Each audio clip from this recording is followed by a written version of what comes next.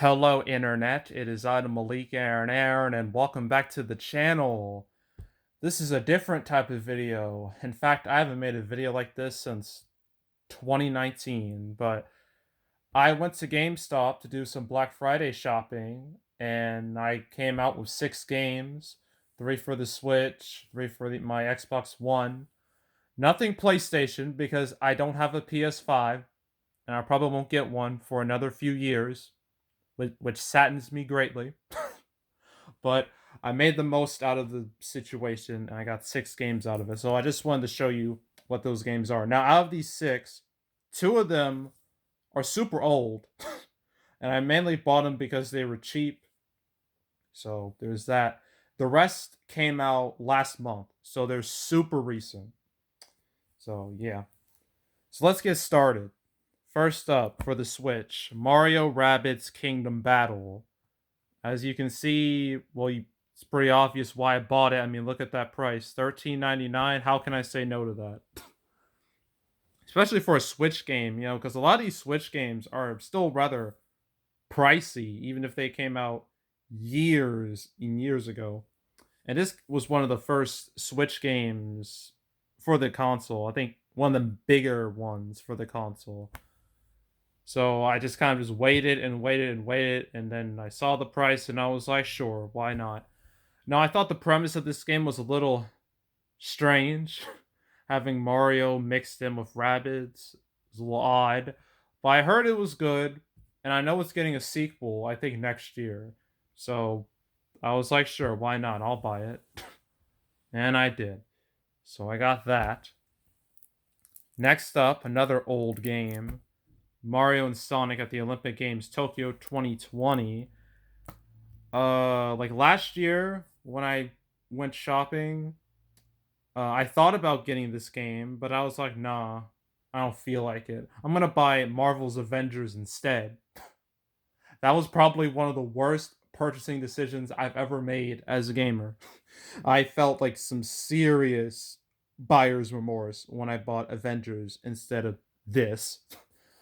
But this year it was on sale for $30, and I was just like, all right, I'm gonna buy it.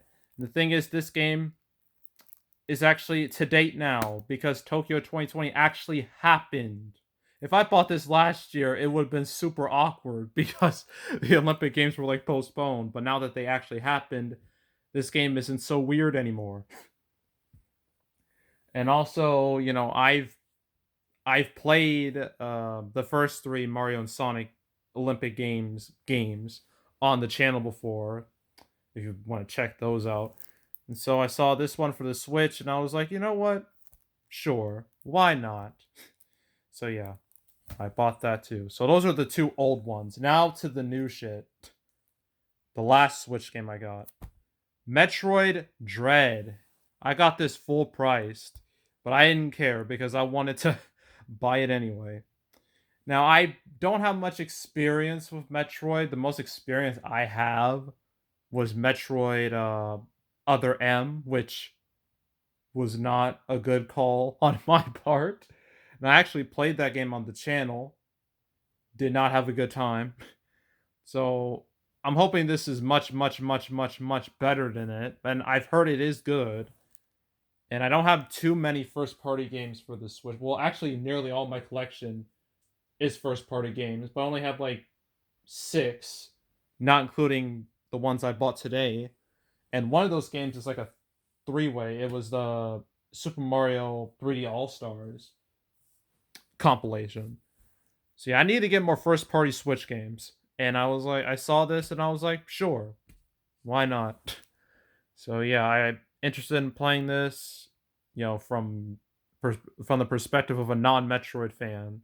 So should be interesting. So those are all the Switch games. Now to the Xbox.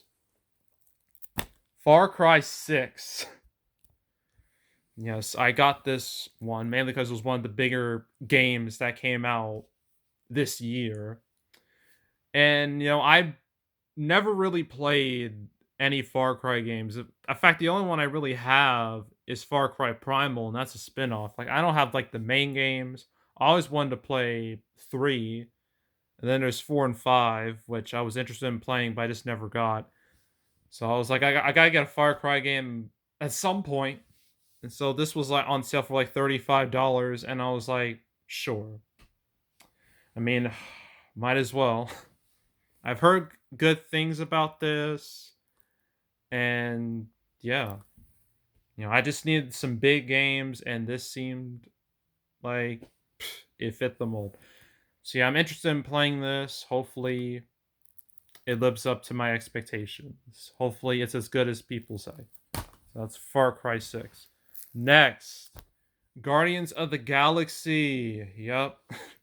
Made by the same people who made the Avengers game last year. A game that was a bit of a trash fire, that was just bad PR on top of bad PR on top of bad PR. So I was a little skeptical with this game. I think everyone was after what happened with Avengers. But from what I've heard really good things. I heard the game's a lot better. The story's much better. There's actually like a story mode where you can make choices, and those choices actually have a decent impact on the game. They're not like empty choices. So I'm really interested in playing this. I mean, I actually haven't played Avengers yet. I don't think it's gonna be I'm gonna have a good time, but for this, I think it will be much better. So yeah, that's Guardians. And last and certainly not least, Nickelodeon All-Star Brawl. I got this for $20, so that was an automatic yes for me. Now with this game, when it with its announcement, I was hooked because I was like, Smash Brothers with Nickelodeon characters. All right, I'm interested. And with this game, there's like a whole lot of meme characters in there. You got SpongeBob, you got Patrick. I guess we got Aang too, because Avatar's become a bit of a meme. And yeah, this seemed like the perfect game for me because I grew up on a lot of these shows. I grew up on SpongeBob. I grew up on Avatar. Those like the main two. There's also Rugrats. I recently got interested in watching Danny Phantom, and Invader Sim I know was good. So yeah, this is a game that intrigued me. It was cheap, and I was like, let's go, let's buy it, and I did. So those are all the games I got. Now I might as well mention the biggest elephants in the room, because there's several of games that I ultimately decided not to buy. One of those games is Call of Duty Vanguard. Now, with that game, I was on the fence about buying it for a long time, mainly because I heard about what happened with Activision Blizzard and like the lawsuit that came out, and all the just awful, awful, awful stuff that went down in those offices. And so I was just like, I don't know if I want to buy this.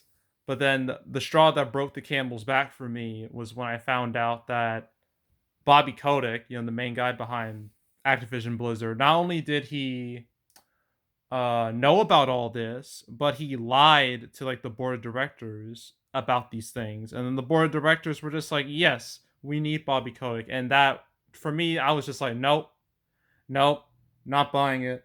Because, like, sure, my quality standards aren't great, but I have moral standards. All right. Like, I have some moral standards, okay? So I decided to just not buy it at all. I'm straight up boycotting the game. And, with all the Call of Duties on my Xbox One, I unlisted, I installed. Yeah, I don't want to touch anything Activision Blizzard for like a long time unless Bobby Kotick gets fired. When he gets fired, I will start buying Activision games again. But until that happens, I refuse to touch anything from that company.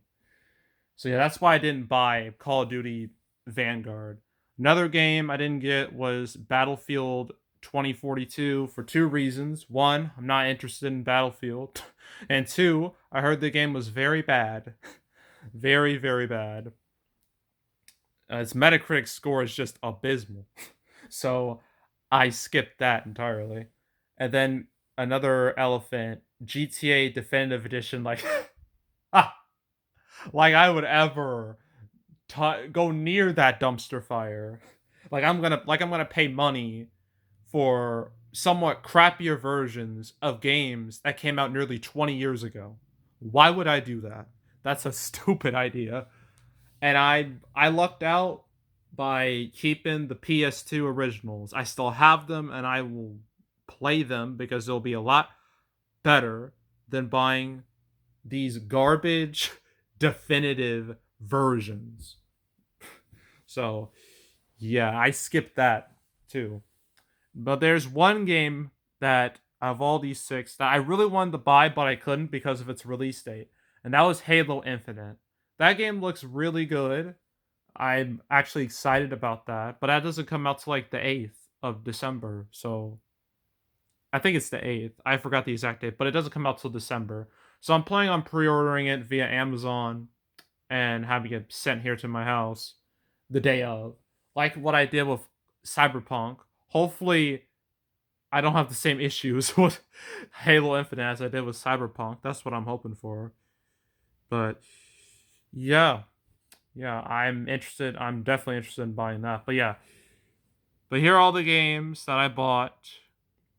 Not the greatest lineup in the world, but what can I do? If I had the PS5, I would have bought Spider-Man PS4, Spider-Man Miles Morales, Ratchet and Clank Rift Apart. um, what others? A bunch of old PS4 games like Last of Us Part 2, because I'm controversial like that. Um, Until Dawn, the Uncharted games, God of War 3 remaster, God of War 4. Like, there's so many I missed out on. I want to get so bad, but because getting a PS5 is straight up impossible these days, I can't play them. So I'm stuck with Xbox and Nintendo for the time being. But yeah, I don't regret my purchases with these games. At least I don't regret it yet. But I think all these games, I think I'll have a good time with all these games. So yeah, that's it. That's all. I am out. Goodbye.